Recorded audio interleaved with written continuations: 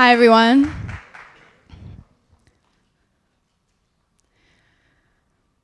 When we hear the word sex trafficking, we often think of some third world country.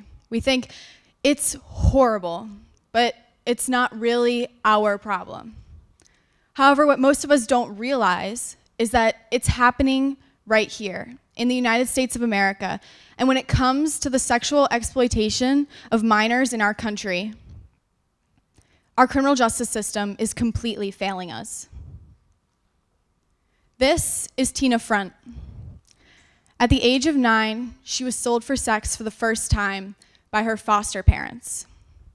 At 13, she was befriended by a man who convinced her to run away from home from Chicago to Ohio. According to Front, he then trafficked her all across the US in states such as Iowa and Arkansas.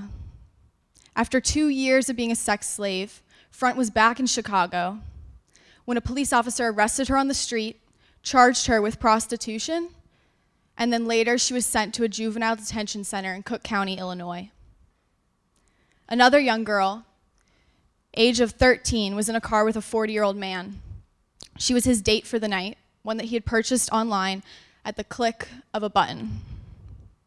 That night, he drove through a stop sign and was pulled over by a police officer. And in that incident, it was the 13-year-old girl who was taken out of the car in handcuffs and later taken into custody.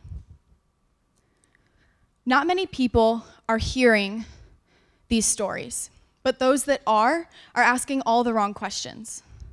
They say, why didn't you just leave? Couldn't you have escaped? Why are girls putting themselves in these types of situations to begin with? We would never ask these types of questions to a kidnapped child, so why are we asking them of victims of sex trafficking? Going back to Tina Front, she answers some of these questions in an interview. She says, "So when a man came into my life and showered me with attention and listened to me when I complained about my parents, I did not think twice that I was 10 years my senior. After all, he said I was mature for my age, told me I understood him better than anyone his own age. Little did I know he was laying down the seeds of manipulation." And that's exactly what this is. It's young, often attractive men who can exploit young girls' weaknesses. Everyone wants to feel loved. That's a universal thing. But especially at that young age, when you're a young teenage girl, you want people to think you're beautiful. You want someone to love you unconditionally. So it's so easy to fall into that trap, especially when those seeds of manipulation, as Front calls it, are laid down for months on end, sometimes up to 6 months. The kind of trust you build with someone who you see as a boyfriend, as a significant other, is unbelievable in that amount of time. It's so easy to fall into their trap, to be convinced to run away from home and go with them. But then all of a sudden, in an instant, that unconditional love turns into something conditional. It becomes, if you don't do this, I won't love you anymore. If you don't do this, I'm gonna leave you here by yourself. But let's take a step back for a second. Who exactly am I talking about here? Well, contrary to most people's beliefs, 83% of sex trafficked victims in the US are in fact United States-born citizens. 98% of them are girls, most between the ages of 12 to 14. Yes, they are foster kids, they are runaways, they are undocumented immigrants, they're victims of domestic violence, LGBTQ youth. But what I really want to stress for everyone here is that they are also kids just like us, who come from privileged communities, who come from places where they feel like they're safe.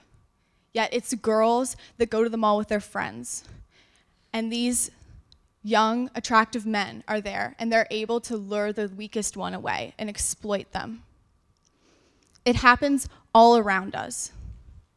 Just this past year, a man and woman were indicted by a grand jury of running a sex trafficking operation out of a King of Prussia hotel. All across Chester County, our county, there are massage parlors that are fronts for sex trafficking. It is everywhere around us in our community, in our county, yet no one is talking about it. It makes absolutely no sense, but the real reason is because of the way our system shows it to us. They show it as prostitution, as criminals, instead of as the victims of rape that these girls are. Another side to it, another reason that the girls are being criminalized that I haven't talked about yet, is not only are they being inaccurately charged with prostitution, they're also being charged with drug use. This is because many of these girls are being raped up to 30 times a day. When you go through that kind of pain, that kind of suffering, you would do anything, take anything to lessen it, even the littlest bit. So what happens is their traffickers will offer them drugs, and they take them. So the girls become dependent on the drugs, which means they're dependent on their traffickers, which makes them all the more likely to get caught and to go to jail. So what do we do about it? Well, one way that everyone here can get involved is through organizations like these. The first one, Dawn's Place. This is an organization set in Philadelphia. Dawn's Place is a house for sex trafficked victims where they can go and get the rehabilitation services that they need. Services like therapy and any type of help so that they can reintegrate back into society. Dawn's Place also is partnered with Dawn's Court. It's an amazing legal system that allows for minors who have been charged with prostitution to get those charges as well as drug charges dropped. However, they hold them accountable. So if there's any type of drug relapse, they'll be kicked out of the program. Another organization is the Polaris Project. This is a worldwide organization that's trying to end trafficking. However, they have a specific branch within the US that's geared towards ending sex trafficking. But the most important thing about the Polaris Project is that they've established the National Human Trafficking Hotline, which is up there. And this is the one time, it's totally acceptable for everyone to take out their phones and put this in. Because I know most of you are saying, this is ridiculous. I'm never gonna use this number. It's never gonna happen to me. I'm never gonna see it. But it is. It's happening all around us. It's happening in McDonald's, anywhere on the street. So if there's anything that you see that seems a little bit off, a little bit fishy, it's better to make the call than to regret it later. I'm sure everyone here has heard of the Salvation Army, but most of you probably haven't heard of their new program called Project Fight. Like Dawn's Place, Project Fight has a house where sex trafficked victims from Chester County can go. The last organization I want to tell you guys about is Walk Her Home, one that is dear to my heart because I've worked closely with them over the past year. This past October, I raised over $1,200 for the organization's first 5K. They raise money and provide funding for houses and for other services like therapy for girls who have been sex trafficked, and all within Chester County. All right. Another way of approaching this issue is by law. So there are laws called safe harbor laws that states can pass. These laws have tons of different provisions, but the main goal is to help minors who have been charged with prostitution, because in almost every single case, they are not prostitutes, they're victims of sex trafficking. So there are flaws with these laws though, because many states have not passed them for whatever reason I can't tell you, but those that have only passed a few of the provisions. And I'm going to use Tina Front as an example to explain why this is so horrible. So Tina Front is sent to a juvenile detention center at the age of 15.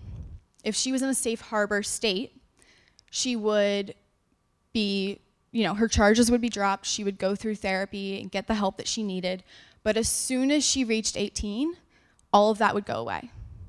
She would be left on her own, dropped out of the system. And if you ask someone like Tina, the scars that come from the kind of trauma of being a sex slave, they don't go away as soon as you become a legal adult. They stay with you for the rest of your life. So if we're going to be passing these laws, we need to pass them in full. Lastly, we need to retrain our police officers so that they're recognizing these girls for what they are, victims, not criminals. We need to put an end to sex trafficking, but first we need to talk about it. We need to raise awareness, and that starts with you guys. Everyone here, if you don't, your friend isn't here, like, you should tell them about this issue because it's unspoken and it's been in the shadows for far too long. We need to stop the criminalization of victims of sex trafficking. Thank you.